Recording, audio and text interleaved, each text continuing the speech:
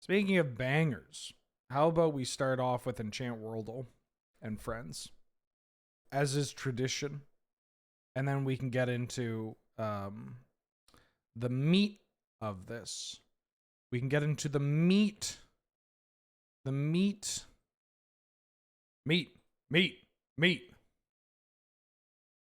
I like at a wrestling event when they chant meat.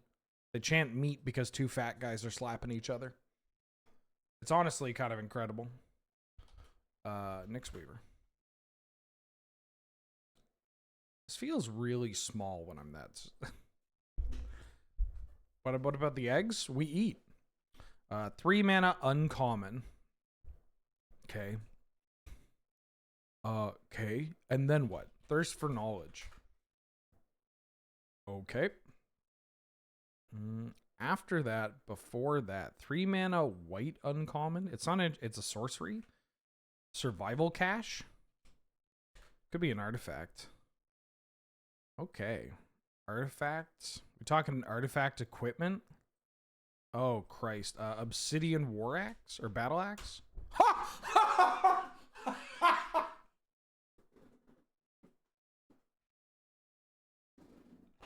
The goat. The goat.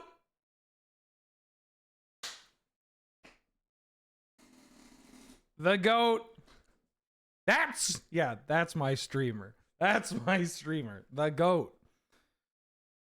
Who even knows what this card did? I know this card because Ed Bittner, owner of Yellow Jacket Comics, I remember him winning an F&M when Robin, do you remember this? I wasn't here for I didn't play in that F&M and I just came back, but I remember I heard about this F&M that Ed won with this card in a mono green Warriors aggro deck for years after. Years. Man was cooking with that. Looney Clown back for the 8th month. Do you think cutting Crypt for Ring so we can still run Ancient Tomb and a Paradox Academy is correct? Also free Palestine. Palestine is already 0 points in my mind, but we gotta convince everybody else to do that. Free Palestine. Yeah, I think, well, I don't know. For Paradox Academy, I kind of like the Mox list, you could do that. You could swap Crypt for Ring. Crypt is not as important as you think it is if you really want to run Ancient Tomb. What the fuck is this? Artifact creature? A white artifact creature with an activated ability? And then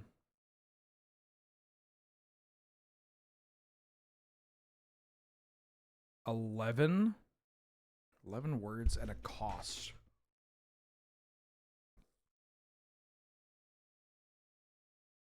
11 words at a cost. 3.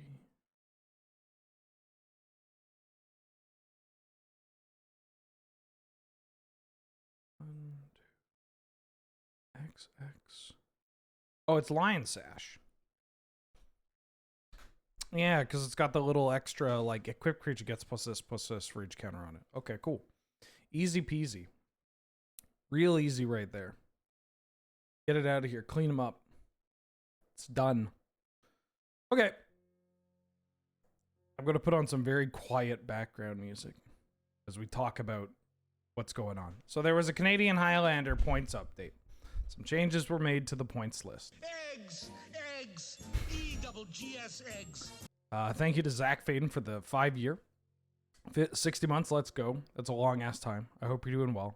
Glad to have you, and may I say good to see you. I should have got this all in one place. What the hell did Spencer say? Spencer said no to walk. I mean, Robin's here, so it makes it a little bit easier.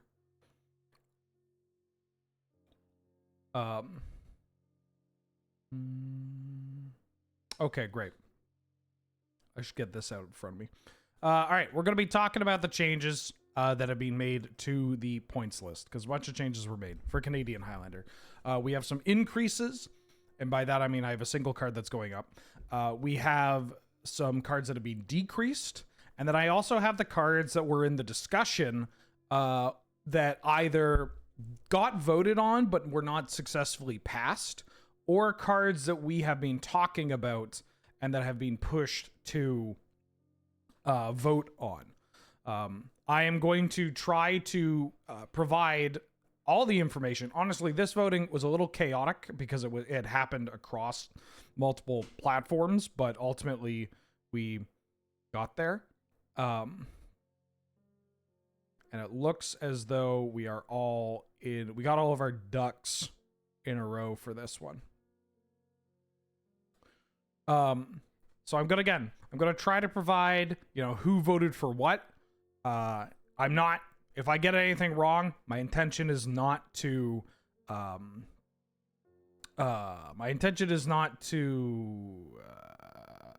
provide misinformation or try to direct any ire towards whoever voted in ever which way or whatever. And this is all effective immediately. Worth noting. Okay. So the first card and the only card that we're talking about as far as increases go, sorry, I had a little date in my mouth, is Ancient Tomb. Ancient Tomb is added to the points list and is now a fresh and new 1-point card. Congratulations. Ancient Tomb was voted on a 5-0, which is very important.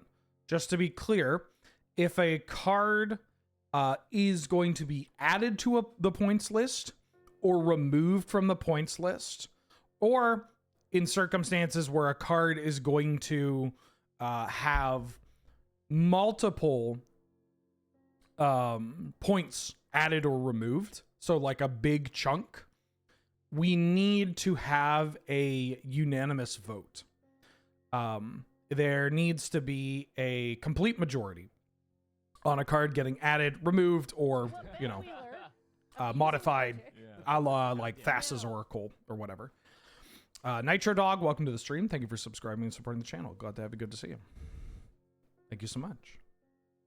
So Ancient Tomb was a 5-0 to be added to the points list. Ancient Tomb is a card that we've been discussing for the points list for almost 2 years by now.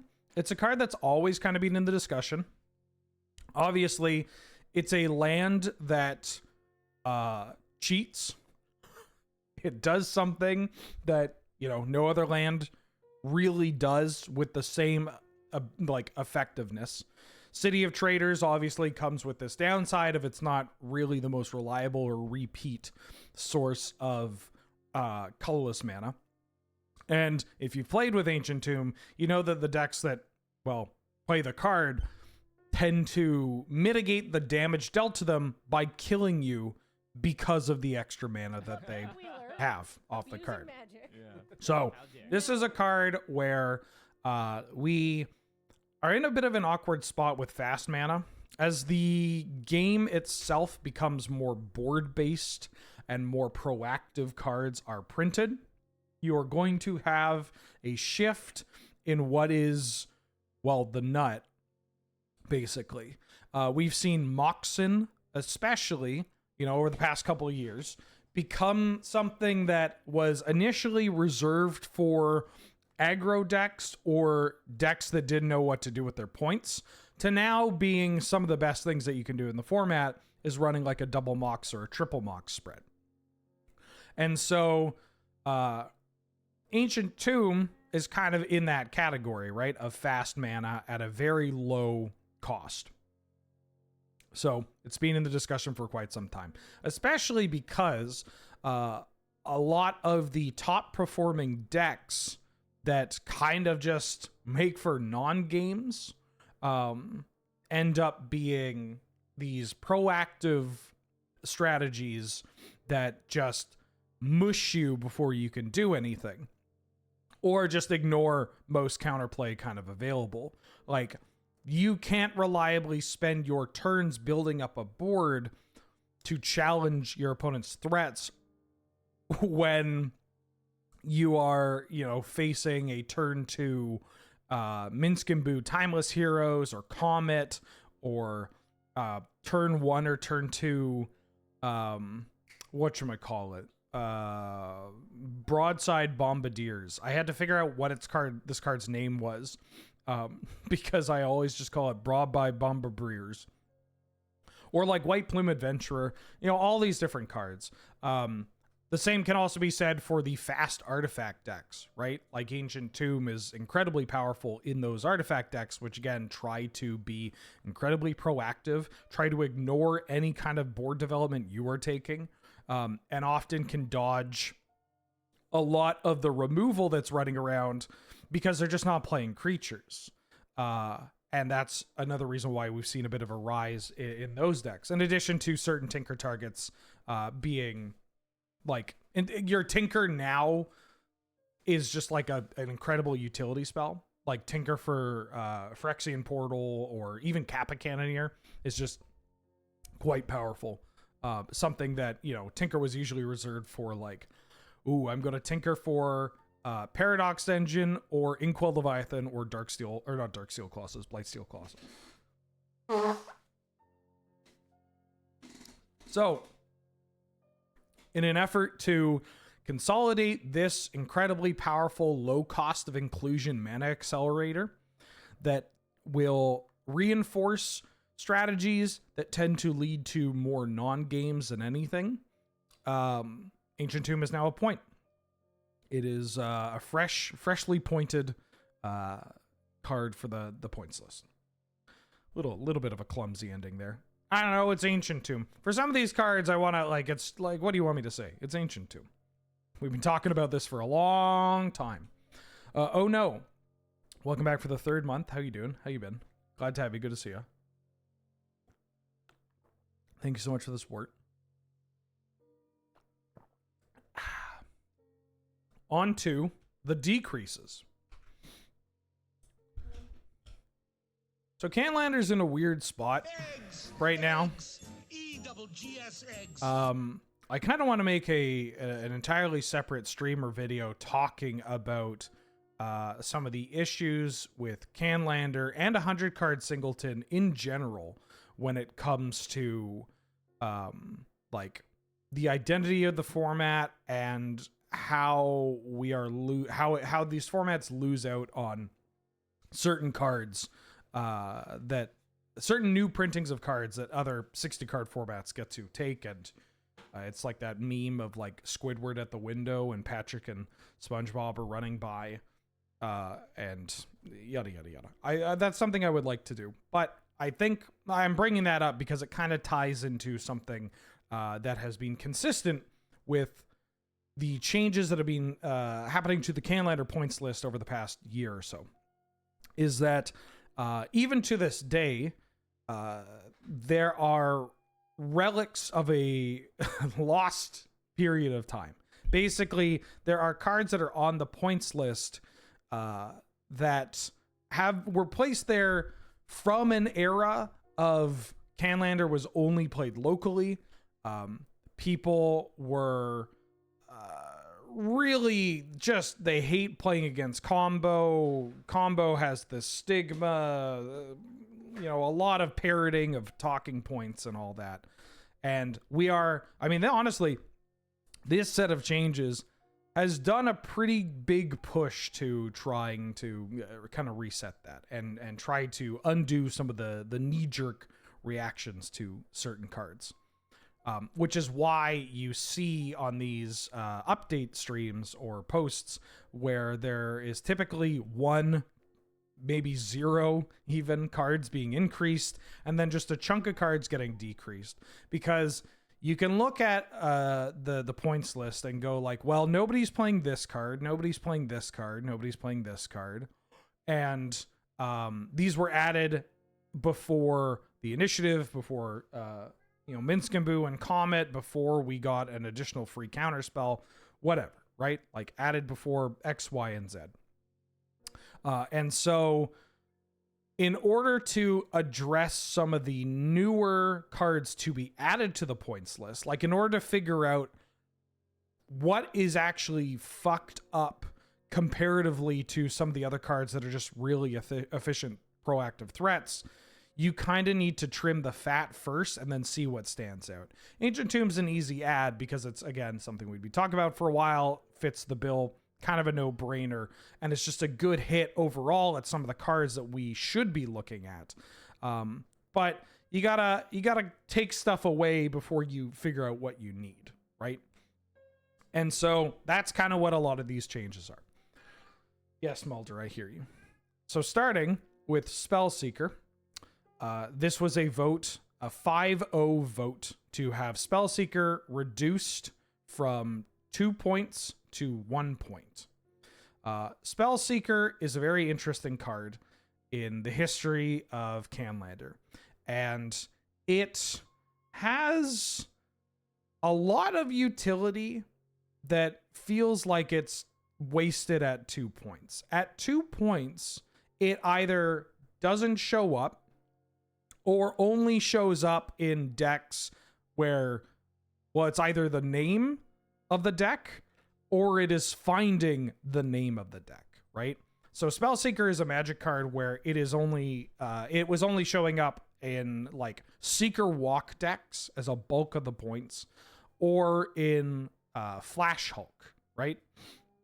And even then, Flash Hulk has a variety of point spreads that they may not want to play a card like Spellseeker.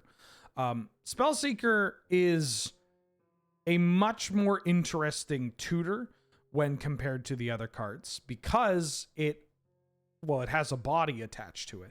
That opens it up to decks like Seeker Walk, but it also opens it up to decks like Reanimator. Other creature combo decks that just like having a repeat body, or, you know, can take advantage of the fact that it's a wizard, like Thoracle combo or whatever.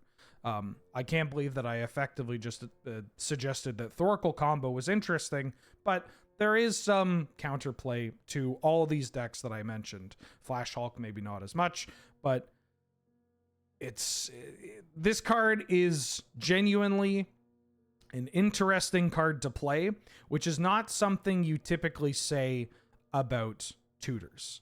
And yeah, so Seeker Walk, going archetype by archetype, Flash Hulk got kicked right in the groin, and I'm okay with that. I imagine, like, there's another card on this points list that I voted yes for due to the fact that if it turns out to be too much of an issue, we can always change it again.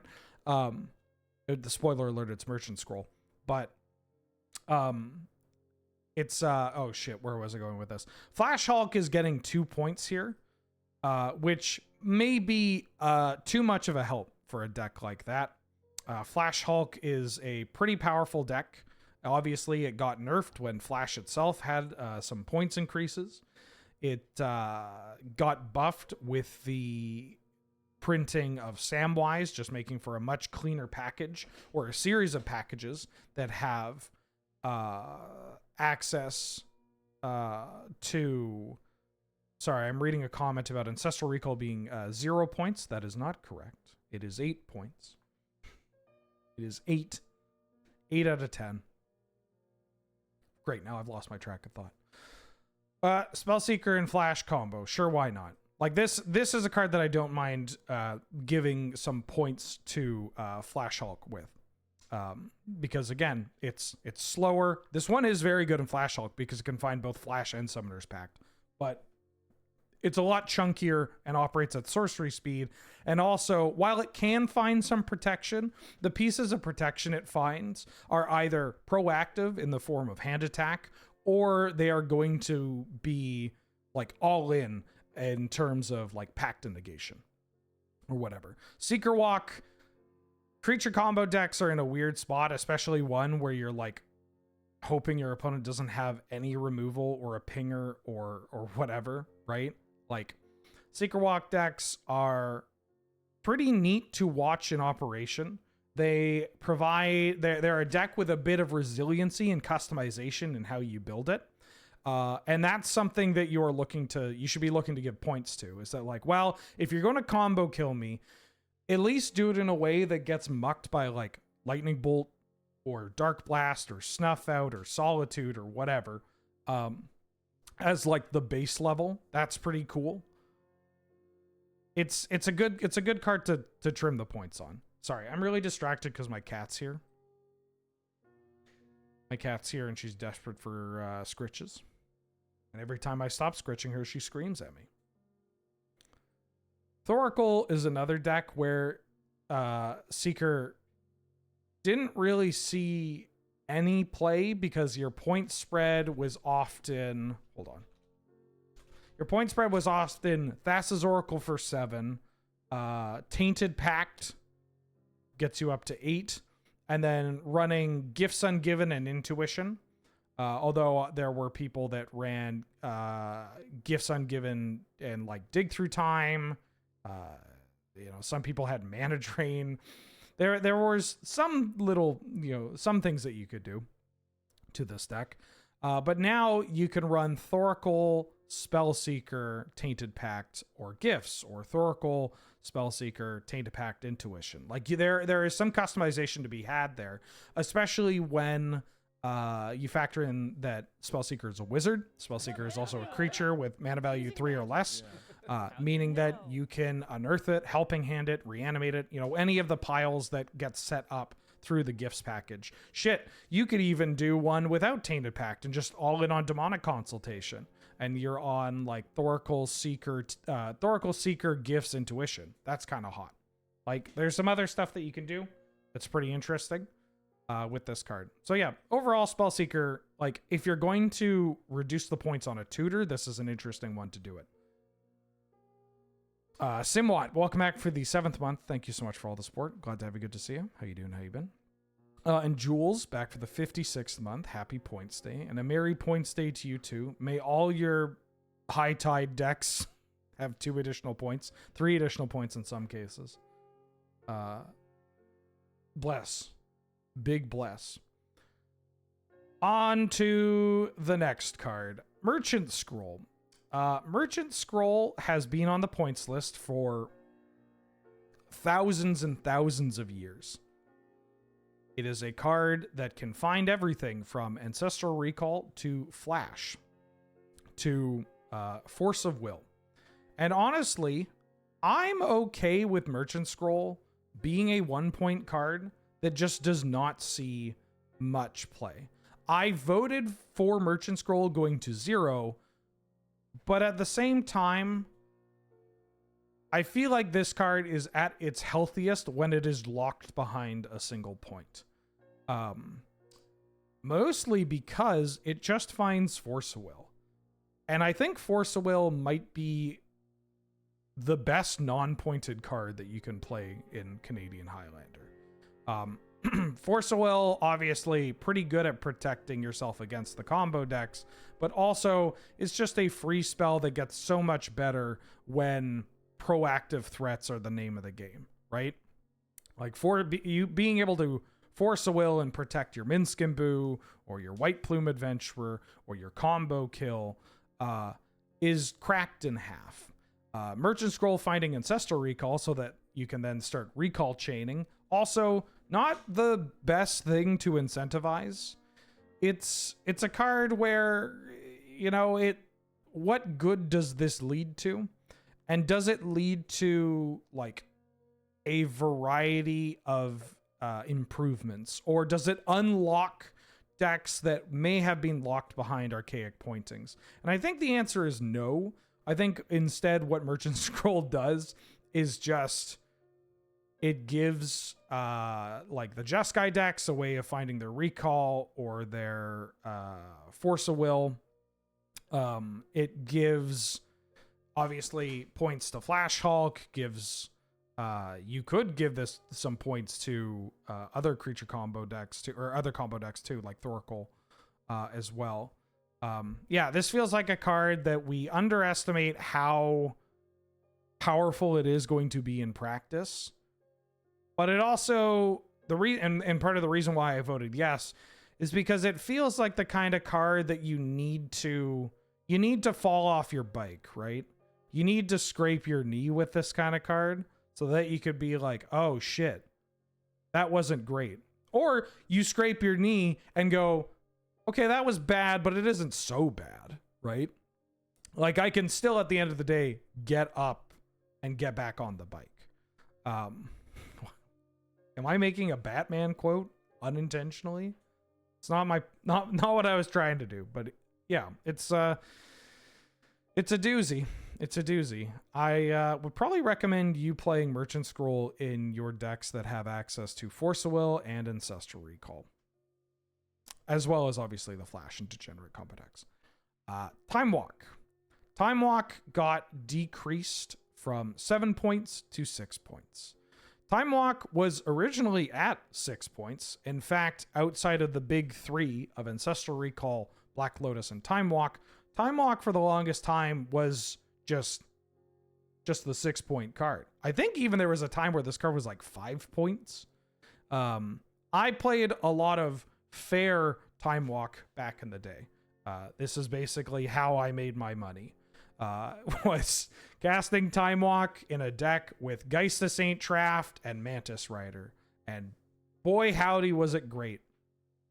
Time Walk is an interesting card, in theory, because you're incentivized to build your deck in a way to just recur it as much as possible. But at the same time, you can just cast it as a really fucked up explore. And that's kind of neat. Obviously, there's a big incentive, obviously trimming a point off of Time Walk opens it up to Seeker Walk, right? And this points change gives 2 additional points to Seeker Walk, 3 if you're on the Jitte package. Jitte to 0 is actually kind of neat. I'll get to this when we get to this, but with the printing of a certain Modern Horizons 3 card, I think this card gets a lot more interesting at 0 points as well. But yeah, Time Walk is an interesting card because we have like a deck that has been hovering around, as a staple of the format. The Kiki Pod or Seeker Walk combo deck, using Time Walk as one of its like ways of killing you and one of its ways of setting up a loop or just trying to recover against a draw where an opponent's draw involving Fury or Pyrokinesis or Forked Bolt or whatever is pretty neat. There's also a bunch of goofy shit you can use with Time Walk and Mystic Sanctuary loops. Time Walk and just regrowthing your Time Walk the old-fashioned way. It's more interesting of a card to unprint, or more. It's a more interesting card to unpoint than some of the other like big combo enabling cards, right? I mean, even outside of like power level purposes, just like more decks doing shit with Time Walk also just means more weirdo cards being included to do something with Time Walk, which is pretty neat. It doesn't have the, like, you can say that about Black Lotus to an extent, where it's just like, hey, check out all these garbage cards I'm playing with Black Lotus. But in the end, it's just doing stuff like this, which has its own merits and is very cool. But, it basically says like, check out these cards that I'm playing with Black Lotus that just dig me to my Black Lotus quicker, so I can kill you with Black Lotus. Whereas Time Walk is like, check out all these weird cards that I'm playing that may just at certain points involve me drawing 2 extra cards and getting an additional combat step or whatever. So Time Walk I'm okay with. Time Walk was a 4-1 vote, as far as I can see. It looks as though everybody but Spencer was on Time Walk going to 5, if Sash's notes are to be trusted. Again, because it is just a change of 1 point, we do not need a majority of folks to vote. Or we do not need a complete majority, I guess, for folks to vote on this card. Yawgmoth's Will has been removed from the points list. This was a 5-0 vote. There was a time when Yawgmoth Storm was the boogeyman And it's a very funny like little window of Yawgmoth's will getting pointed around the time where also like Wishclaw Talisman had been printed, and Underworld Breach may have been printed. Like I don't remember exactly when will got added off the top of my head, but will there was a period of time where there may have been a couple of people running around killing people with Storm. And Storm is always a contentious topic, because while it is occasionally difficult to counteract Storm without access to a sideboard, it is not as difficult, especially nowadays, than people give themselves credit. Losing to combo can feel terrible for some people, especially when they're like, I disrupted you 2 times and you still had it. And it's like, yeah, I killed your Goblin Guide and your Eidolon of the Great Revel, and you still killed me on turn 5 or turn 4 or whatever. Like, Magic the Gathering? I don't know what to tell you. It's not enough to disrupt me. It's about disrupting him in a way that is actually effective, or that will truly stymie, or using your disruption at specific points in time to hit what actually matters, right? And then sometimes you can still do that and lose, but that's the format we play, right? So yeah, Yawgmoth's Will is a card that was added to the points list at a time where Storm was very good and had just received some new tools and looking to limit combo as much as possible. And then it just kind of lingered, and Underworld Breach really picked up as the best Storm deck that you can play. Personally, I've been very vocal about how boring I find Underworld Breach to be. Not a huge fan of the Breach combo decks. I love the Yawgwill combo decks. It's like the Yawgwill Storm is my it's a baby to me. It's just, it feels so fucking cool. Admittedly, I miss when, you know, you could Yawgwill Storm and you just like occasionally you would like, I'd get a DM from Robin being like, yo, check out this line, or can you find the line here or whatever.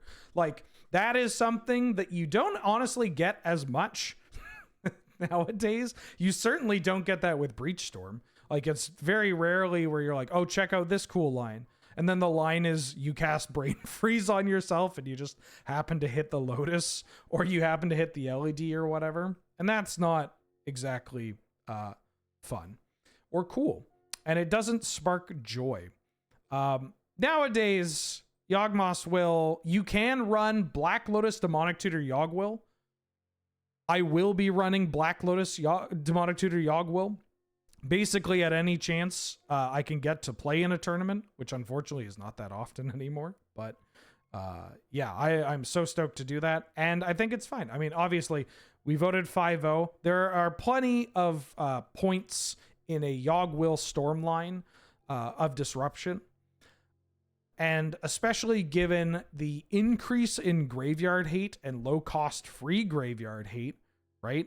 This can be everything from Endurance to Urza Saga, providing people access to like Soul Guide Lantern or Relic of Progenitus, to Lion Sash, Scavenging Ooze, Archon of Emeria, you know, like on and on and on. The amount of like ways that you can disrupt the Yawgwill deck have just skyrocketed. Not to mention the hard control decks, while they still exist, don't believe the propaganda that hard control is like not a thing you can do in Highlander. It is absolutely a thing you can do at Highlander.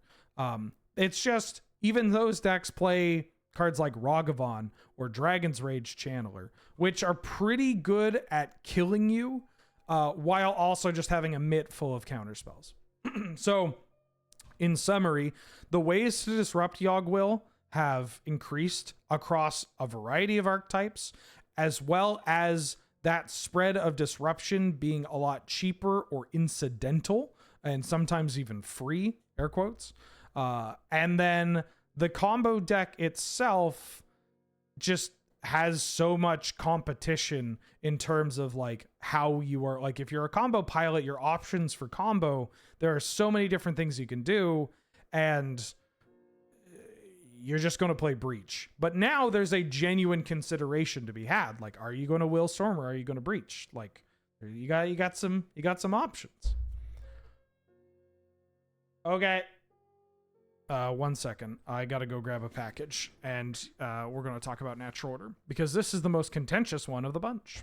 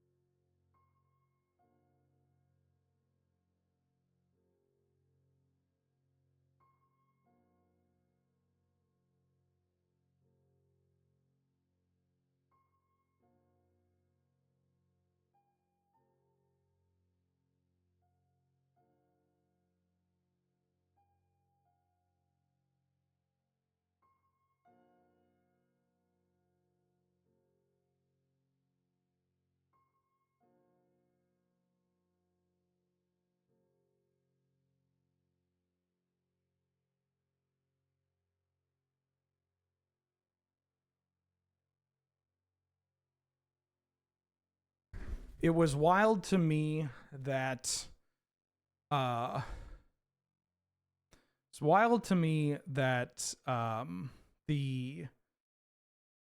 in this day and age, I can go and grab the mail, and I can go up the stairs with 2 packages in my hand, and one of them features Magic the Gathering cards, and the other features just big nugs. Just that real juice goose. Just some massive clumps of weed. And just be like, yeah, this is the future we live in. They hate it. They hate it. All right.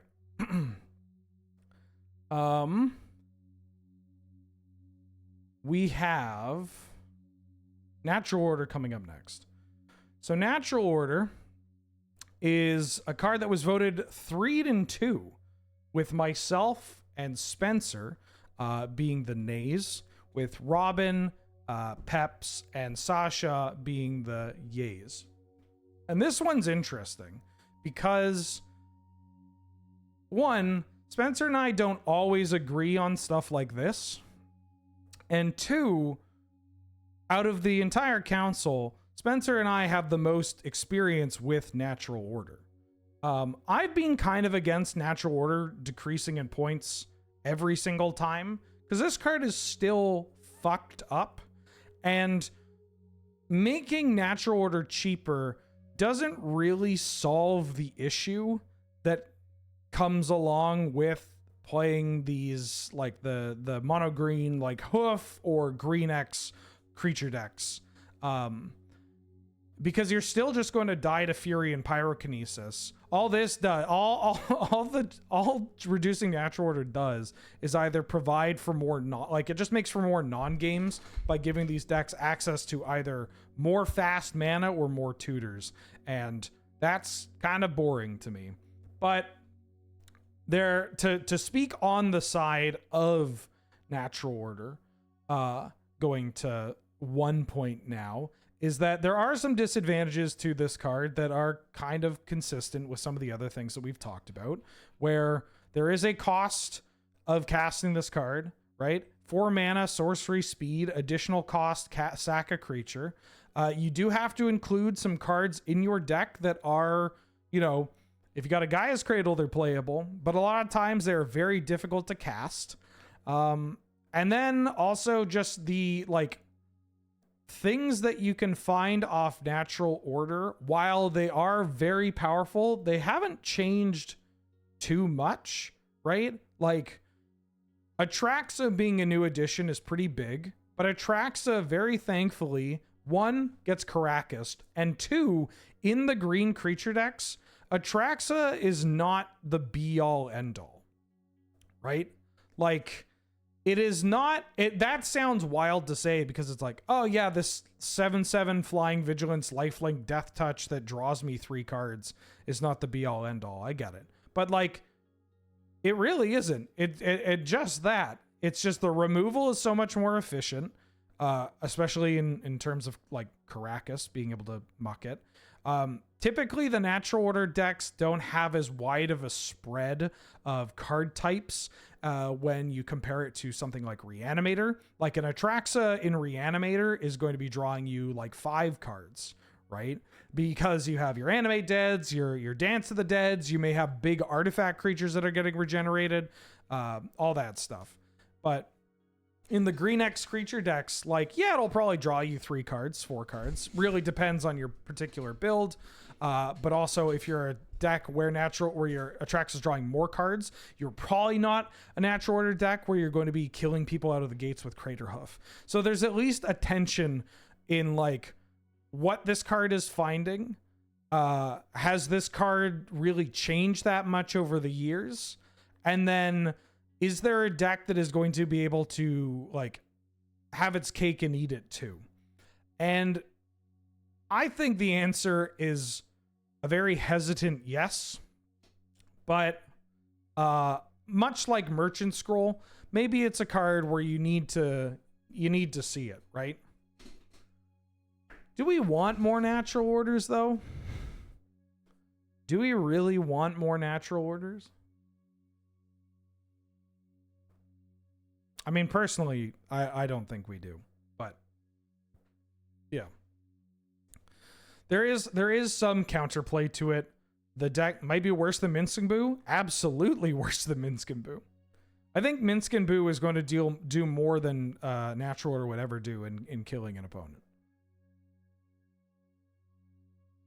It does make NO kind of an interesting... I will give one credit to NO at 1. Is that it makes it an interesting decision point as to what to do with your 1-pointer, or because it's so cheap, can you sneak it in and maybe add a natural order package to a deck that previously would not consider playing natural order, which is another concern that I have that ultimately I think will be solved, assuming after the trim, maybe a couple or more cards get added to the points list at some point in time, is that we are losing a lot of 1-point cards. Or in this case, we're just kind of like shifting the 1-point cards. Like, I guess Scroll, Will, and Jitte are being removed, and then Tomb, Seeker, and Natural Order are becoming 1-point cards. So we have an even kind of shift, but I think Canlander needs more 1-point cards. 1-point cards fucking rule. That's where you get your customization, right? It's a lot like Vintage. You look at a lot of Vintage decks, and with an untrained eye, you may look at them and be like, I don't get it. This looks to be the exact, like, it's the same 50 cards over and over again, and then you just get 10 weird flex slots. But it's how you use those flex slots that really define what the deck is doing, right? Because, like, yeah, you got your Ancestral Recall and your Ponder and your Force of Wills and your, Lorien Revealeds and whatever. But, like, you're using those cards to get to the things that you have set aside, right? And so that's really cool. That level of customization and getting to make the deck your own, getting to make your deck have, like, added packages, that's great. That's the best part of Highlander, especially as power creep continues to pump out just generically good cards. You want to have access to those so that you fucking feel something, Like, you want 1-point cards because they make you feel good. They make you feel smart. They make you feel like you are genuinely having an impact on your deck and what you have done, and that you are the one that's brewing it, as opposed to following the, like, net decking kind of process, which obviously there's nothing wrong with that, but it makes it feel more personalized, which is something that, like, that's a part of why you would want to play Canlander, right? Nah, fuck strip. Don't, no strip to 1, no strip to 1. Did I add strip to this? That's a great question. I did. Okay, great. And then last but not least, we have Umezawa's Jitte. Jitte was voted to be removed from the points list at 5-0 vote, unanimous vote to remove Jitte from the points list. Jitte is an interesting card that at times has been, it was 4-1. Sasha, you motherfucker. Spencer was a hard no. I think, no, Spencer changed his mind. Spencer was a hard no, but he changed his mind. Yeah, because I have the tape right here. I clarified. Hold on, pull the tape. Pull the tape. I caught you, motherfucker. I got you. Counselor leaks important documents. What is this? Why are you not just showing... What is this? Why is there just a black ominous box? You know what? I don't need to do this shit. Read the chat. Anyways, Jitte is an interesting card that has been up and down on the points list for quite some time. I have screenshots where he calls it the most oppressive pointer. Okay, but I have screenshots where he changed it to yes. Fine, you know what? We're doing this, dude. We can go get forget. Points, Lamau.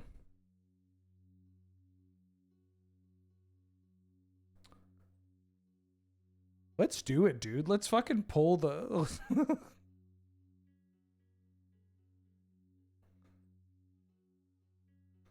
$20 on it? Yeah, blood. Look at that. Oh! Well.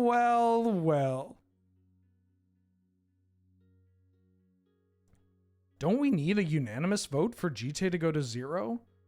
I changed my vote to yes. Well.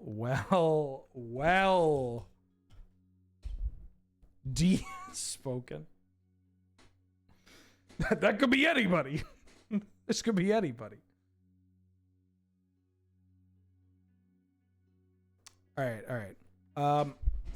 Let's talk about Jitte real quick, though. Jitte has gotten worse. Decks, like, running artifact removal is it's just nothing now. Like, every green deck has Beseiju. Every white deck is going to play, not every white deck, but most white decks are going to play Prismatic Ending. Certainly March of Otherworldly Light. I mean, it's just very easy to disrupt a card as expensive to both play and to equip. And then even when it hits, it doesn't have the same oomph that it used to, you know? It's changed now, where Jitte is really awkward against red decks, especially, kind of always has been, because it sounds like it's the best thing in the world. You equip the Jitte, you smack them, you get counters, you kill their Jackal Pup, and you gain some life, and you win the game. But in practice, Jitte can be very slow, you have to be very deliberate in when you play it, how you play it, what you equip it to, how you use it. As well as just not being something that you can slam in every deck with creatures, even though nowadays basically every deck plays creatures. Like, you couldn't just slam Jitte. I mean, you could, but that's it is a conscious decision to slam Jitte in okay, but when was this from, Robin?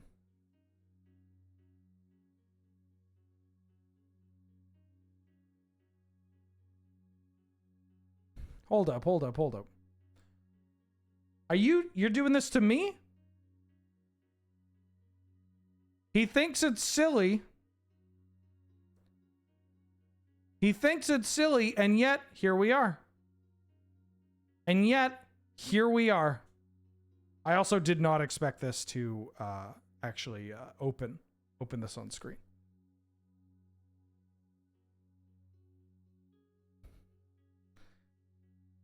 All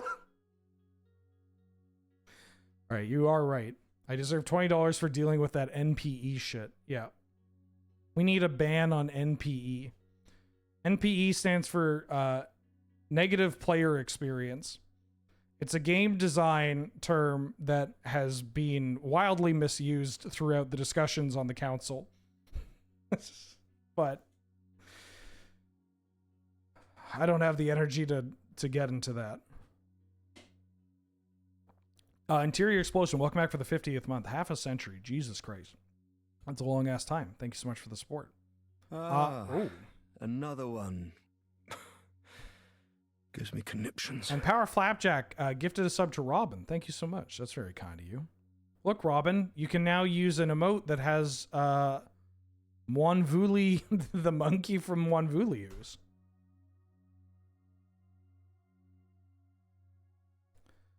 Anyways, we kind of got derailed on Jitte. But yeah, Jitte nowadays, very expensive, very particular in where you play it. Although it does have added kind of reach against a variety of decks, supposedly because, you know, every red deck plays Ragavan and whatnot. It just does not line up in power level with the other 1-point cards. And is honestly at its strongest in archetypes that don't get a lot of love, you know? Bring out the chimp. Speaking of, let's talk about the cards that were unsuccessfully voted on or just discussed. So these cards are going to be clear, none of the cards on this list here are changing in points. They have not been increased. They have not been decreased. This is simply an act of transparency in showing folks what gets talked about, how they get talked about, and in cases where we actually voted on these cards, how the voting transpired. For some of these, I am just going to talk about my personal votes on these cards, like how I approach this. And if other people disagree, then if other counselors disagree, I don't necessarily want to relay their words in a different context. I've tried to get Comet banned. I just want that card out, fucking out. I just want that card out. I mean, getting it banned is a hard thing, but I do want that card at one point. If anything, I want Comet at 1 just to see it less. There's a whole side tangent I can have about competitiveness in Magic the Gathering, but that's a hard one to have because the way that Magic players interpret the term competitive does not line up with the way that other games with chance and variance use the word competitive. And so it's a bit of a clusterfuck. Church of Cole back for the full year. Hey, it's a whole year of wheeling and dealing. Well, thank you so much for all the wheeling. Thank you so much for all the dealing. Oh, wait, that was me. Glad to have you. Good to see you. Comet killed a whole ass stream. Oh, yeah, I was done. Just so... I just don't... Why? I don't want to play Magic against that card. Comet is an atrocity of a Magic card. That card is fucked. It is not real. It is not playing Magic the Gathering. Comet is like the world's most fucked up mana clash.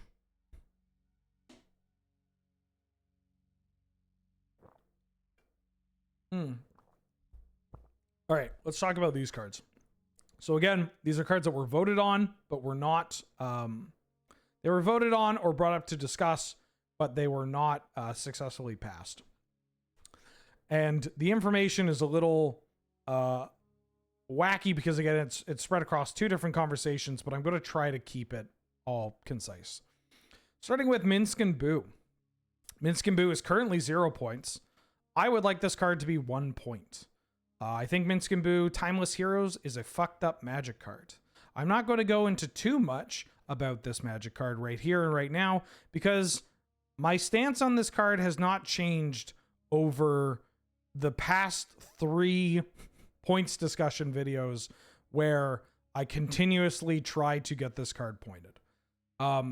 I think that this card stands above everything else in the game as far as like actively winning the game and creating such a snowbally position that it leads to non-games or just it's too good. The rate on this card is way too good. The like impact that it has on a game, the ease that it kills people, the fact that it's just like secretly a blue card as well, right? It is just so dreck. And it's a card that its presence and the presence of other cards similar to this, Comet being the other one, incentivizes players to seek out archetypes that can ideally ignore this card outside of the fact that it just kills you, right? Like the decks, if I see a bunch, like if Minsk and Boo, I mean, it is incredibly popular. It's in basically every deck that can legally cast it.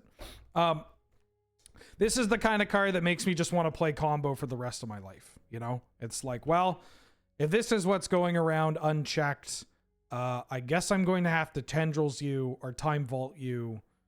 Probably not Paradox you or Eggs you, but you know, Tendrils or Time Vault. Which way, Western man? Yeah, it's a fucked up Magic card. It's for ref, can I go into whatever I say when X is secretly a color?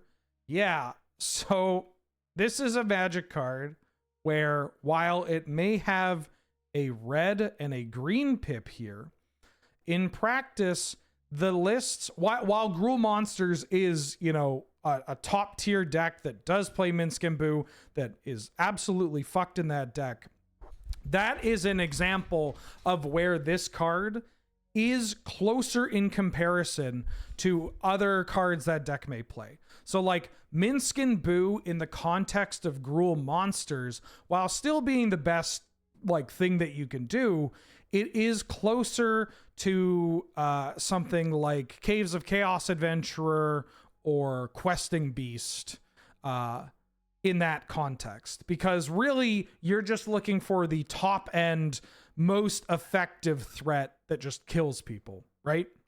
And does so with added lines of text that make it difficult for your opponent to challenge this card on the board, right? Like Questing Beast. Questing Beast kills people dead, makes it really difficult to race against it, and makes playing to the board like impossible, at least for like creating chump blockers or like double blocking and whatnot. It's just, it's so fucked up, right? And so in that category, Minsk and Boo is very similar to that. Still the best thing to do, but it's very similar to that.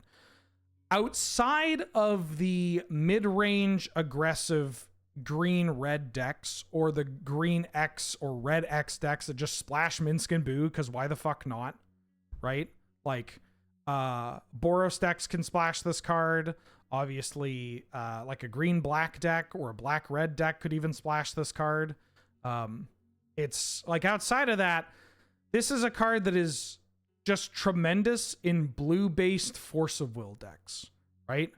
Because that is a, like, Jeskai Green being a great example, but this can also extend to other strategies like Check Pile, where I don't think Jeskai Green should have access to this kind of card at like for free, right?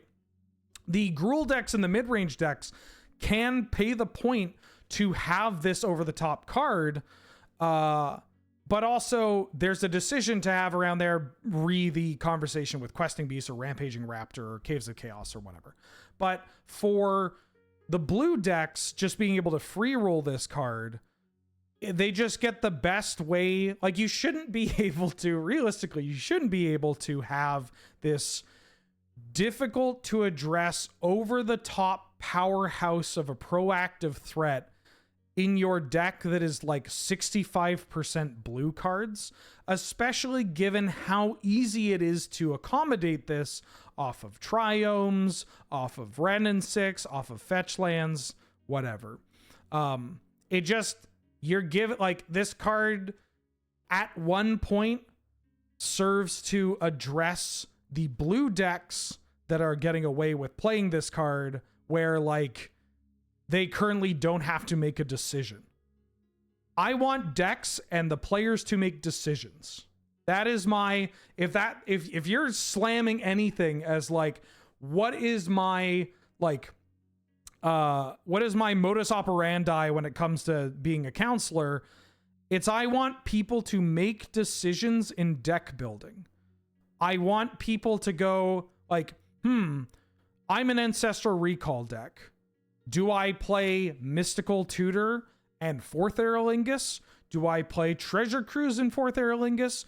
Do I play Minskenboo and Treasure Cruise? Do I play Minskenboo and 4th Aerolingus? Do I go Cruise and Dig Through Time?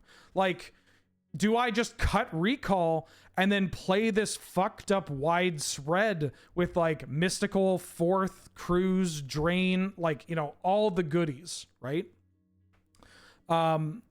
I want people to do that because, one, it's interesting. Like, it's just, it's appealing as a player to have other options available, right? To force me to make decisions. It's appealing as an opponent to be like, oh shit, they're on that kind of deck. That is going to reinforce me to make certain calls as the match progresses. And from an outsider looking in, it sends a message of like, oh, this card is 1 point and this player is playing it, but this player isn't playing it. This means that it's not a clear-cut example of something that is just like, it's a direct taxation. There's a question to be had here, right? I fucking love that. And I feel like Canlander in its current state has lost a bit of that. Some of the changes that we've made help enforce that. But this is one where I'm a real stickler to this. There's another card on this list that fits into that category too, that I've come around on completely. I believe we voted on Minskenboo, and I believe it's just me. It was me for yes and no for Evan, Robin, Sasha, and Spencer. And some of the people that voted no on this, on Minskenboo going up here, have voted yes previously. And I don't really hold it against anybody outside of Spencer. But I don't hold it against anybody because, they're Ancient Tomb, right? Ancient Tomb could be tied to the discussion with Minskenboo. I think Ancient Tomb misses the mark when you're talking about Minskenboo, but that's a much harder thing to try and convince people over. Yeah, we didn't really vote on it this time because it was just me. But previously, it had been beyond just me of wanting this card to go up a point. Next, we have Treasure Cruise. So Treasure Cruise was being discussed to go to 2 points instead of 1 point. This is one that is incredibly contentious. Robin wrote novellas regarding... Actually, you know what? I want to make a very small change to this as well. Robin wrote novellas about how much he disliked Treasure Cruise going to 2 points.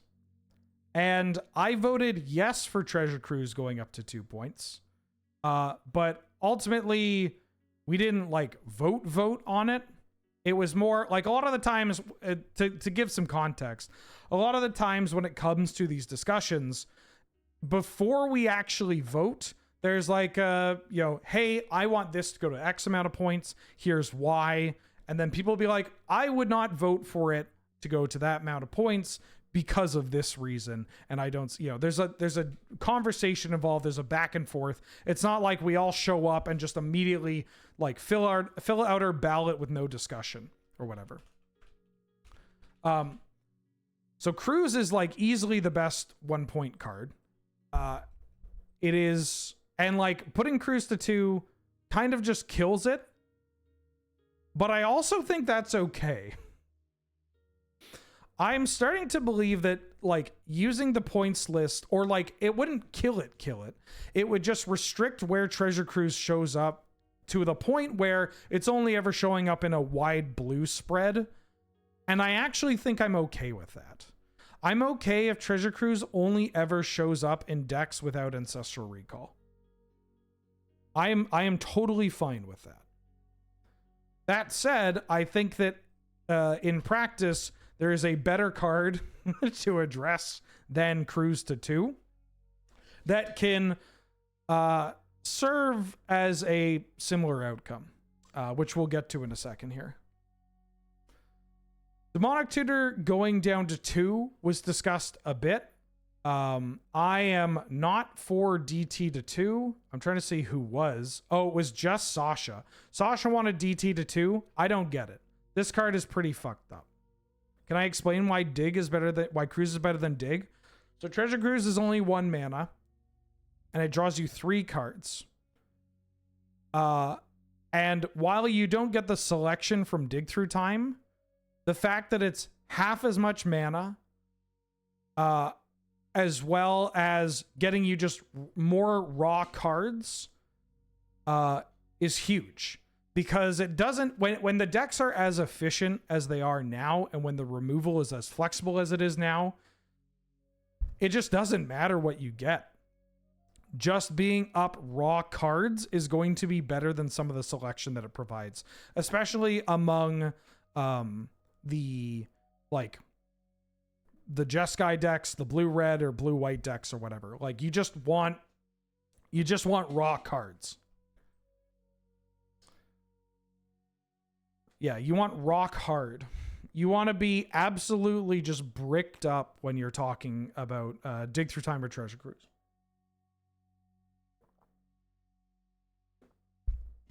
Comrade Cards, welcome back for the 21st month. How you doing? How you been? Glad to have you. Good to see you. Yeah, DT was DT was brought up by Sasha for 2 points. I didn't actually read why. I don't understand why. I think DT is like a perfect 3-point card. It's great. I like it at 3. No, they're not all +1. Some of them are, well, I guess in this case. No. Wish Call is a reduction, so is Strip. Ancestral Recall was briefly discussed too. Not really voted on, but it was part of the Treasure Cruise discussion as well. Is that one of the ways that you can approach taxing the blue decks that are like Jeskai green, or Jeskai is just the best deck in the format, always has been, may always be. It's just oppressively strong. It's not like it's impossible to beat the deck, but typically if you beat the deck, it involves them either just making a cataclysmic fuck up, or they just like flood. Like it's so unbelievably powerful. And so Ancestral Recall is kind of just one of the, it's a boogeyman, right? It's so fucking good for all the same reasons that we were talking about Treasure Cruise being good. But Ancestral cranks it up even higher, right? 1 mana, 3 cards, instant speed, stays in the yard, like doesn't eat your graveyard. Typically, 1 recall leads to a 2nd recall getting cast, like cards cracked. And so in regards to the Treasure Cruise discussion, where was it? When Robin was really hating on Cruise, and talking about like hitting recall decks again, I mentioned, honestly, I could recall to 9, and I stand by that. Like, Ancestral Recall decks, if you force them to be recall +1, like 9 points is a ton of points for a card, but recall +1 means that you could be Ancestral Recall plus Treasure Cruise, Ancestral Recall plus Mystical Tutor, Ancestral Recall plus 4th Aerolingus if you really want to. Like, There are ways. It's funny that if it becomes the first 9-point card, it is another way of it is another way. Fucking Robin. If the Ancestral Recall becomes the first 9-point card, it is another way of putting an emphasis on 1-point cards, right? Because then you literally have the item and the gem socket, right? Like you got the bulk of what you're doing. How are you then like slightly tweaking it? Are you going for just what if I could draw 3 over and over again? Are you going for the what if I could reliably just set up the best of the draw 3? What if my draw 3 could just hit me into repeatable card advantage through something like Fourth Aerolingus, or just end the game through Fourth Aerolingus, right? There's an interesting kind of discussion point about what you can do, not to mention Merchant Scroll now being 0 points, Spellseeker being 1 point, means that it's just easier to find Ancestral Recall, and that's bad. We want fewer people casting Ancestral Recall. Yanmalantu back for the 5th month. Counterspell to 1. Oh, I don't know about that. Actual factual counterspell? Let's get Force of Will back to 1. Let's do it. Let's just fucking do it, dude.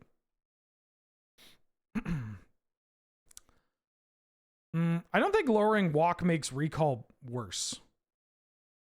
If anything, I think lowering walk makes the recall decks better, because the recall decks are going to be able to prey on the like big time walk deck, right? Like the Ancestral Recall decks are pretty happy when their Pyrokinesis just has the juiciest target of all time. Yeah, you could play Time Walk in Jeskai decks, and that's fine. Like, Walk, Mystical, Fourth Aerolingus, Treasure Cruise, Spellseeker is kind of hot. Or, like, Walk, Mystical, Fourth Cruise, Drain. Like, you could do some cool shit with that. I don't know if that's going to happen. And if it does, I don't know if it's going to be successful. But there's some interesting things to Time Walk. Wishclaw Talisman. Wishclaw Talisman was discussed to get reduced to 0 points. I don't believe it was a very popular suggestion. Wishclaw to 0. Evan and Sasha wanted Wishclaw to 0. Myself, Robin, and Spencer said no thank you. Wishclaw Talisman's a pretty messed up magic card. The upfront investment on the mana is pretty incredible. Obviously, you can disrupt it in a variety of ways. But it's kind of the most messed up profane tutor that you can have. Check pile is 4 color, no white. Wishclaw is kind of an interesting card outside of the Storm decks for what it's worth. I mean, Wishclaw in the Academy decks or the KCI decks is pretty neat. But, or the Welder decks, it's pretty neat, but it's neat in the way of like, oh cool, you're killing me this way instead of the other way. It's just like, okay. I'm not like, Wishclaw to me is a card on the points list that is basically, it's a holding place for Urza Saga, in my opinion. Like, I think Saga should be a point. Nobody else agrees, which is really unfortunate. But I feel like Saga and Wishclaw are pretty similar in the spots where we're most worried about Wishclaw. Saga does, like, obviously Saga has the tutor aspect of it. But you agree? Wait, you want Saga to 1? You motherfucking boomers need to get off of Facebook Messenger. Like, why are you on Facebook? It's 2024. It's 2024. Get off of Facebook. Not eventually. Do it now. They've already got all your data. You've done everything you can do there. Just leave.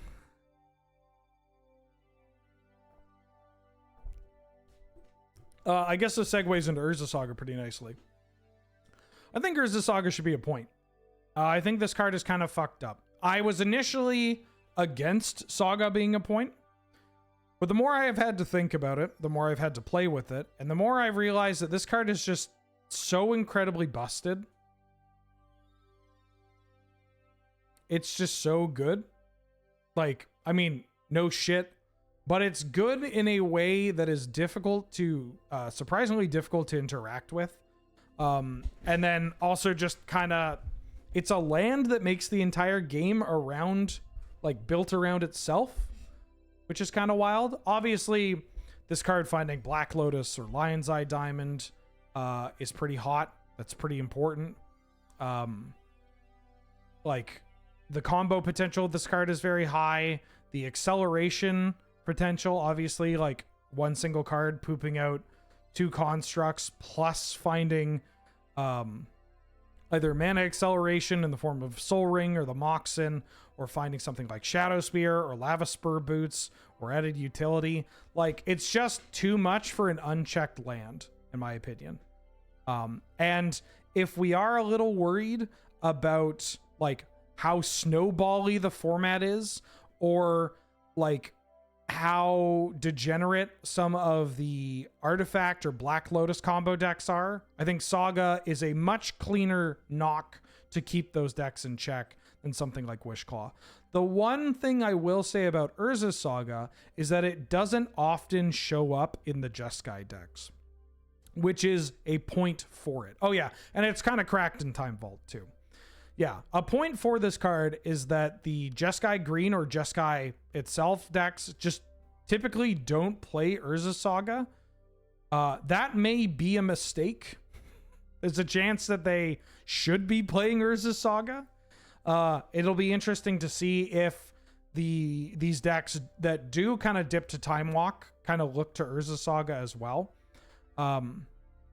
But yeah, it's a, like, if it ends up being the case of like, oh, well, the way to beat these blue decks is to play Urza's Saga. But then if everybody is on the blue deck, like if everybody is playing these blue decks, then the blue decks themselves should just play Urza's Saga. Like, that's kind of hot. And by hot, I mean it's hot trash. It's not good. And then last but not least is Strip. I don't get Strip to 1. I think Strip at 2 is already quite good. I think the lands decks are a lot better than they look. I think the aggro decks already just like, you know. Hi, Mulder. I wish I could find the...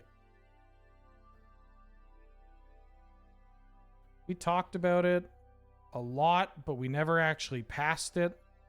People change their minds. See, this is why we need to keep it all in one spot. Initially, I was on Strip to 1. I was like, yeah, sure, fuck it, why not?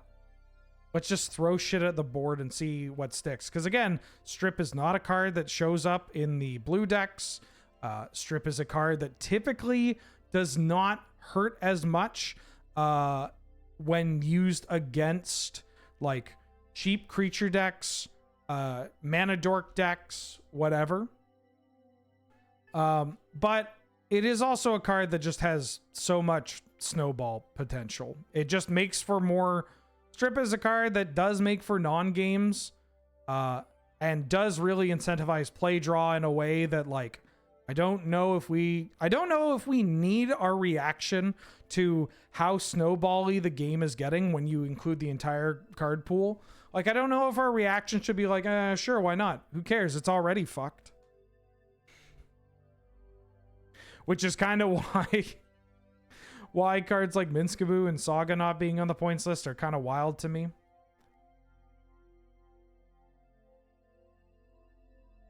Like, it is wild that if Fourth Aerolingus didn't give you the Monarch and just gave you something else that did exactly the same thing. Yeah, Renin 6 is worth the discussion too. Like, Renin 6 is a card that people have discussed about pointing as well. But yeah, it's I don't know.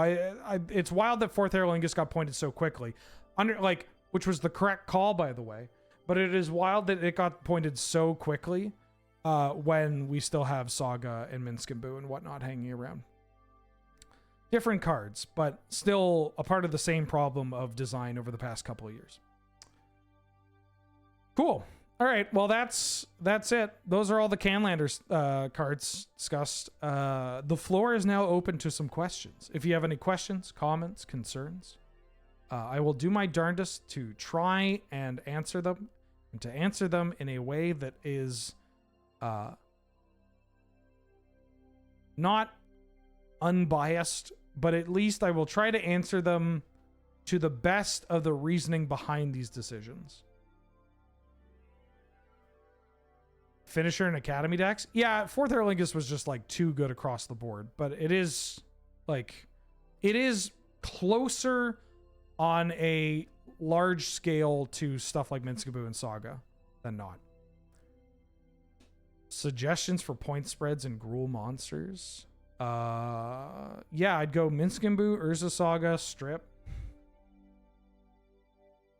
I mean, you could go Mox, Soul Ring.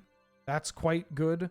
You could go triple Mox, Fourth Aerlingus with a light white splash for like WPA and CZDZ and Comet.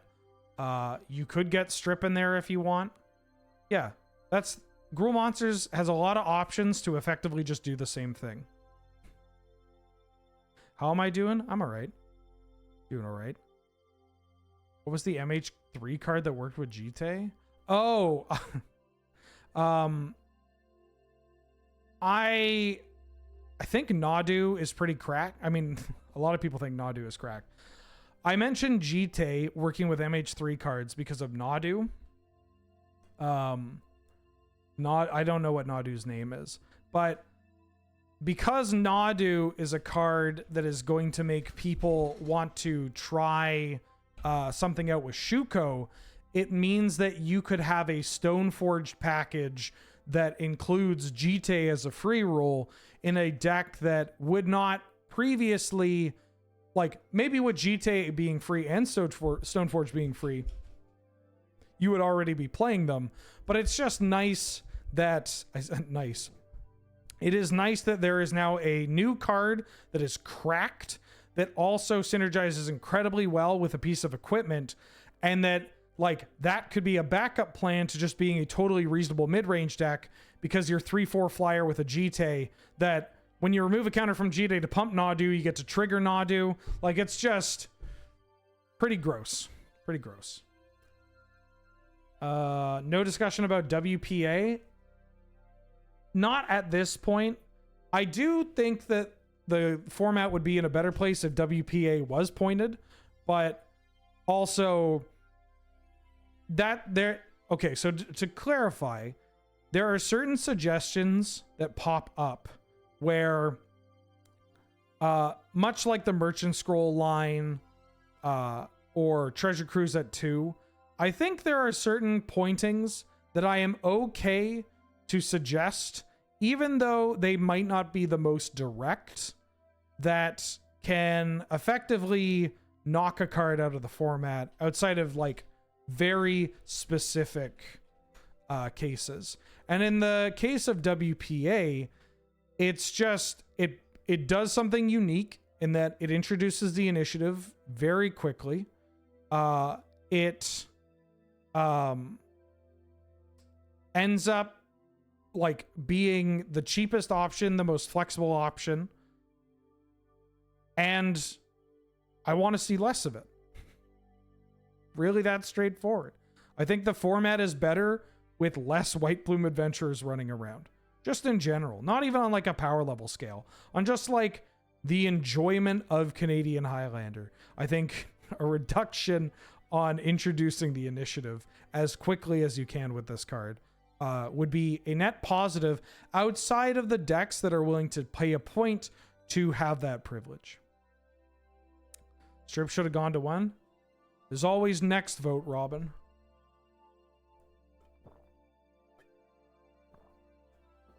I would easily put Strip to 1 if Saga is 1.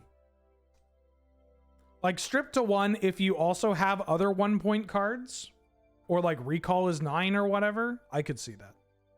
This is also the issue. Or like Ren and 6 going to 1.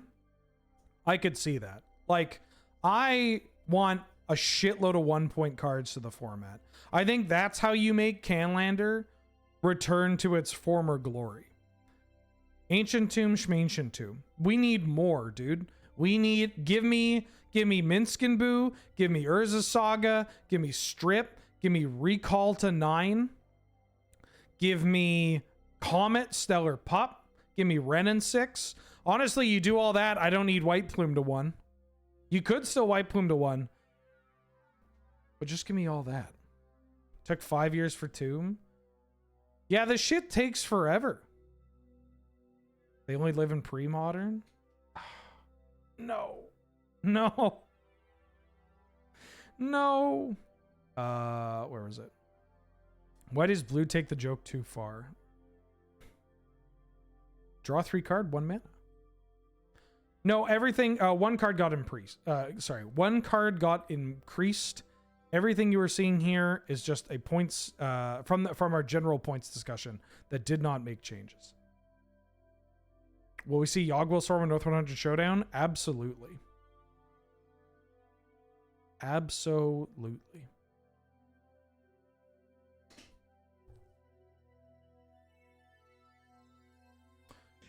Gronados, welcome back for the 42nd month. How you doing? How you been? Glad to have you. Good to see you. Thank you so much for all the support. The Ruins of Alzuz. Oh, R.I.P. Alzuz. Their Turkey Club was all right. When can we see you playing some GLC? I remember you talking about it. Would love to see your brain in that format. GLC? GLC? What is GLC? Am I missing some very obvious acronym?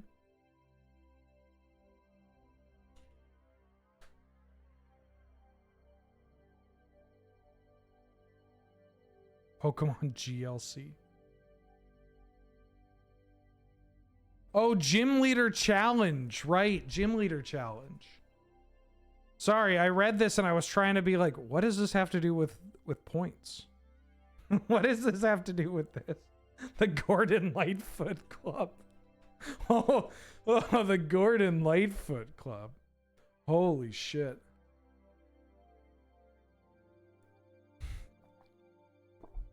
Oh my god, Gordon Lightfoot's dead? This is how I find out?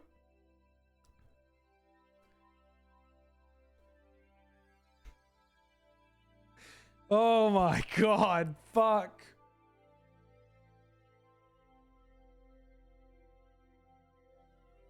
He sunk in the boat wreck? A man died here, okay?